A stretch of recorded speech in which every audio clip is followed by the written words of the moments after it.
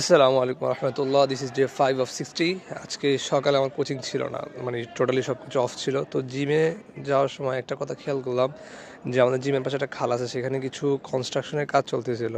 তো কিছু মানুষ বেশ মনোযোগ সহকারে কাজগুলো দেখতেছিল। তা আমিও অবশ্য ওখানে দাঁড়িয়ে দাঁড়িয়ে অনেকক্ষণ দেখতেছিলাম। আমি আসলে একদমই বুঝতে ব্যর্থ এইসব কাজ মানুষ কীভাবে অ্যাট্রাক্ট কীভাবে করে। অনেকজনই দাঁড়ায় ছিল, দাঁড়ায় দাঁড়ায় জাস্ট ওইটা খুব মনোযোগ সহকারে দেখতেছিল। তো ওখান থেকে আমি মাদ্রাসায় চলে আসছি। তো মাদ্রাসায় পরীক্ষা চলতেছিল, এর আগে বাচ্চারা আমাকে বলতেছে আমার সাথে নাকি তারা পাঞ্জা খেলবে। তো বেশ কয়েকজনই ট্রাই করলো, তো কেউই তেমন পারে নাই। না পারাটাই স্বাভাবিক, কারণ সবাই অনেক ছোট।